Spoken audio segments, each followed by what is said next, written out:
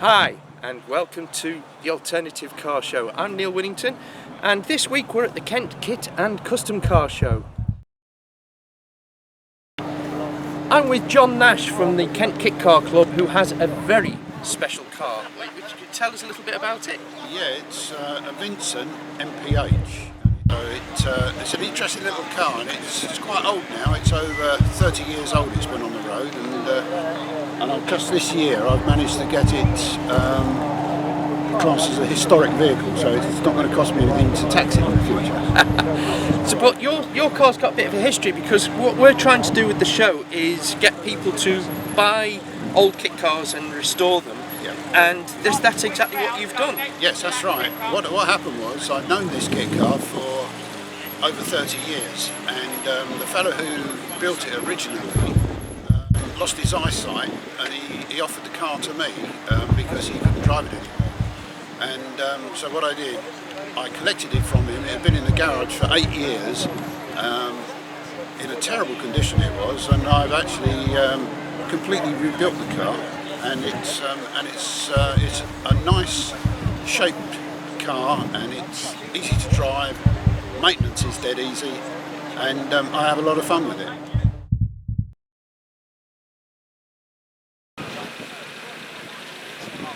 This lovely looking thing is called a Madison Roadster. It's based, believe it or not, on a Volkswagen Beetle, and was made by a company called GP Mouldings back in the early 80s. The styling is an amalgam of 1930s, 40s influences, but it is just a lovely, lovely thing.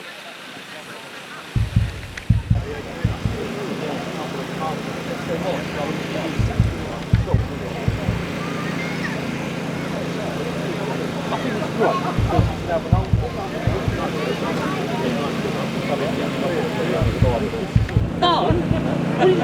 Throw it to a tree?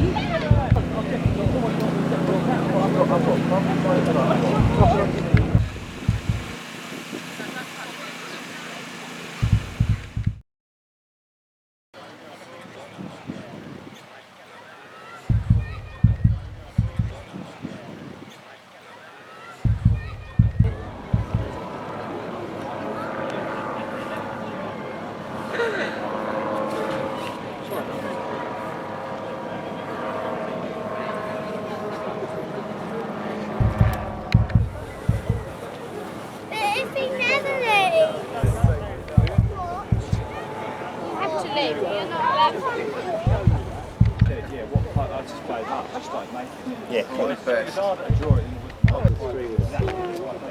No. Really got to yeah, it's okay, but then we got 3 for a pint, 2 for a spare.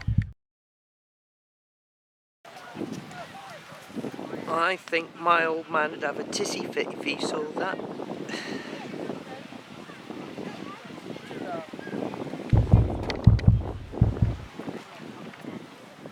So the Custom Boys have managed to get hold of a Scimitar GTE SE5 and convert it into a pickup.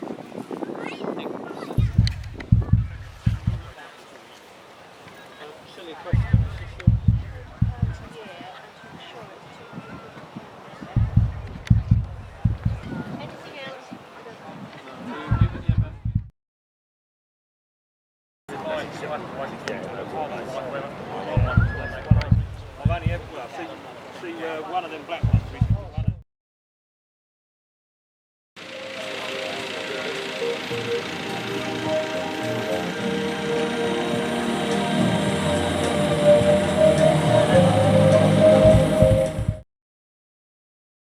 I'm with Steve Hole from TotalKitcar.com, and we TKC Mag, yeah. TKC Mag, and basically, as I mentioned last time, they do the same stuff we do in magazine form. So we've been talking about some of the cars that must be out there. So we're asking you, let's have a little conversation about this. There must be beach buggies. Thousands. GP were doing 150 short wheelbase Mark 1s a month between the period of 71, 73. That's not to mention all the other buggies they were doing. 400, 500 Madisons, GTMs, 600. I mean, Beetle-based kits. Yeah. Mini-base. Novas chargers. Chargers, 400 chargers. Beetle-based kits, mini-based kits, you name it really. They're out there, Yeah. Ford stuff, Cortina-based. So what we're saying is, somewhere, all these cars that were built, They're there somewhere. they're there somewhere, and we want to find them. We want to find them, not necessarily for ourselves, obviously, but there's someone out there who's looking for a project. And as I've found with the Quantum, if you're rebuilding a kit car rather than a classic car, you're going to have a lot less of the headaches. For one thing, parts are a bit cheaper, but also you don't deal with, in most cases, with the rust issues. Yeah. So we're trying to encourage people to find these cars. So let's talk about, the Marlins, the Marlin Roadster. Hundreds of those Look at must that be out midge. there. I think it's a midge over there. I mean, midges were plan built, so Yeah. and okay, not every. I mean, a lot of people will be attracted by a £15 plan set, Yeah. but then when they've got to find out they've got to get a compass and a jigsaw out, they might get a bit deterred.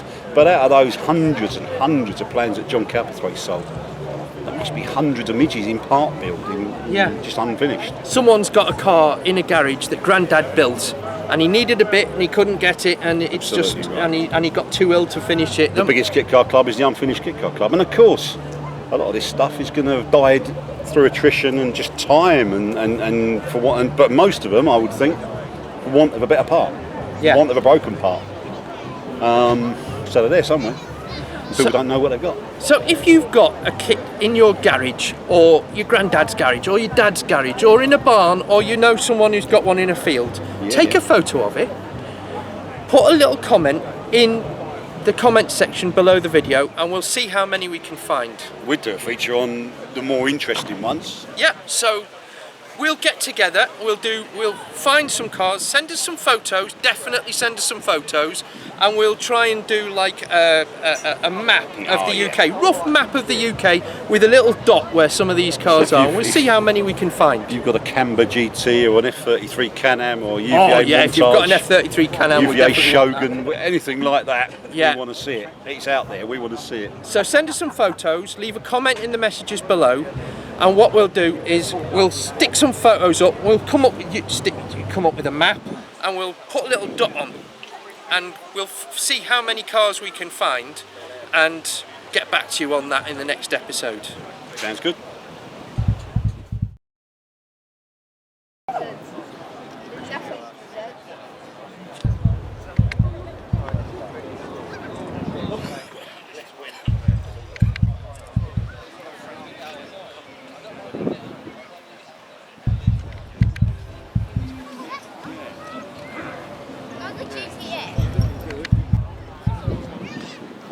This is a nice thing. GTM Libra Spider.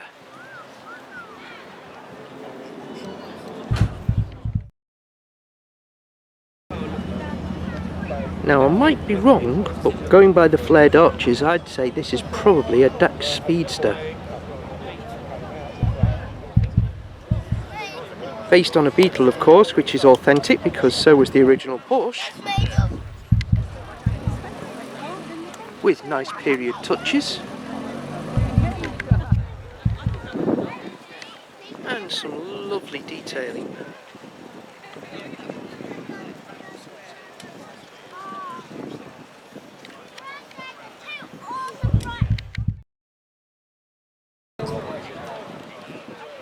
These things are rare, even as a replica. This is a Hawk AC Ace replica.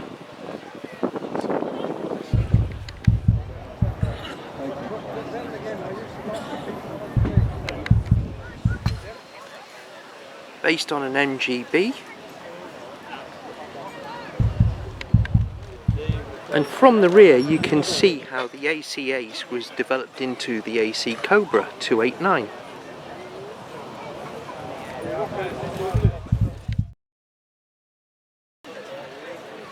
What a lovely little Ford Pop.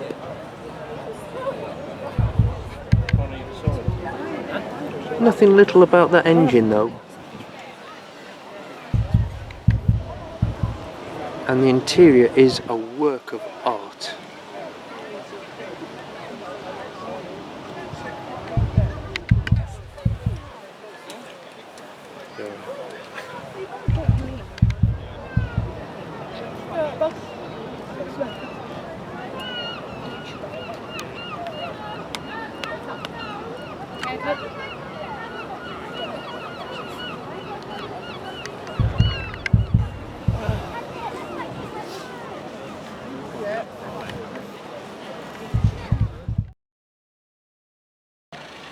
Nice row of American muscle cars, a new Mustang, an old Mustang, and beyond that, Corvette.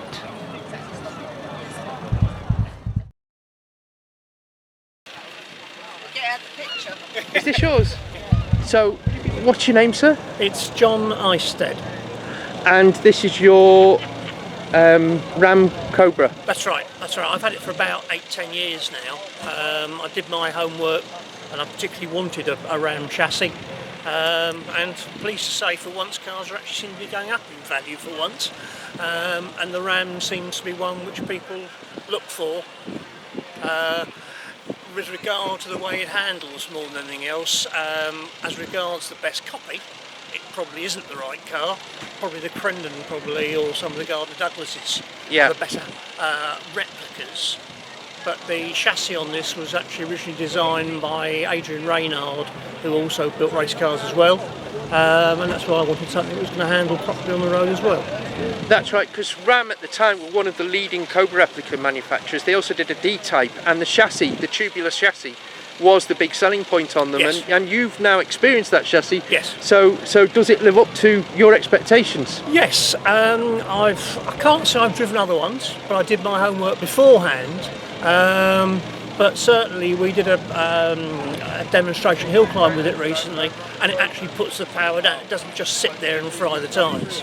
So the chassis is actually working and doing what a chassis should do. Indeed, the Ram car, in theory, is the only chassis which is actually approved by Carroll Shelby. And in its day, you could take the car once you built it back to Ram, and they would check the car over. If they were happy with the way it was built, and you gave them £427, which obviously has got a significance, Carroll Shelby would give you an actually approved chassis sticker, and that went to his children's charity, which he was very strong on in the States. Oh, fantastic. And did you build the car yourself or buy it second hand? No, I bought it second hand. I'm much younger than that, surely you can tell that. No, it's actually, I think it was built in 1990, so it's not a new replica by any means. And which engine do you have in yours? I've got a 5.7 Chevy. Again, it should obviously have a 427 or a 7-litre Ford, but Ford engines are very expensive over here, whereas GM engines are extremely cheap. And the quality of the components are good anyway. You know, it's a good quality engine and it makes the right noises. It makes the right noises. You can get parts for it very, very easily. You know, it's a car which, it's not a show car, it is used, and you can drive the car regularly knowing that if you need something, you can get it pretty well off the shelf in the UK. And also, a lot of the Cobra replicas now are sought after. So they're actually holding the value very well as well. So it's a long-term ownership. You're not going to get stung. You're not going to lose your money. Well, we've had it 8-10 years, and in theory, it's not far off worth twice what I paid for it then. So you bought at the right time. Yeah. Well, thank you very much, sir. No problem. Thanks very much.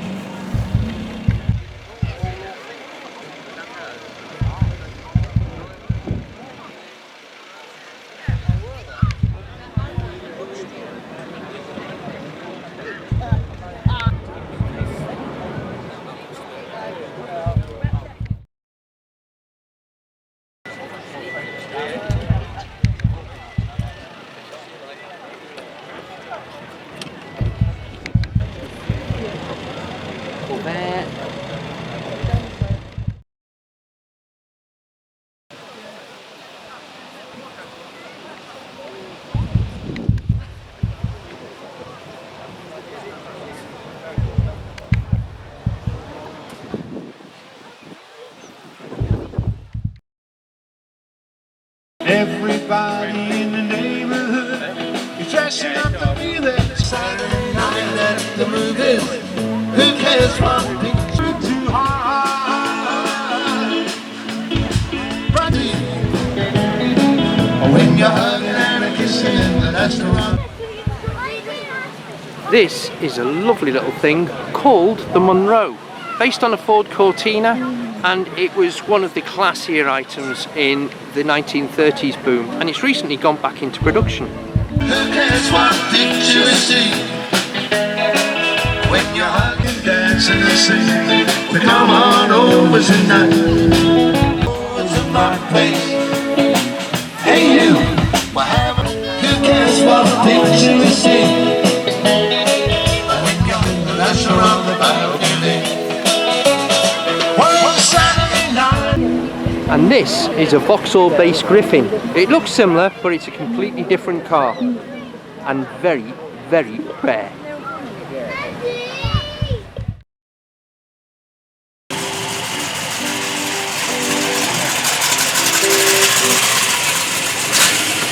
Just like the carry-on shows, we're going to carry on regardless.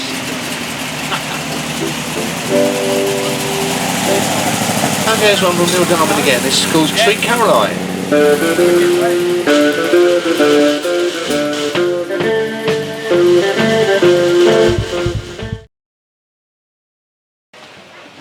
And you've got to love the mini bass Scamp.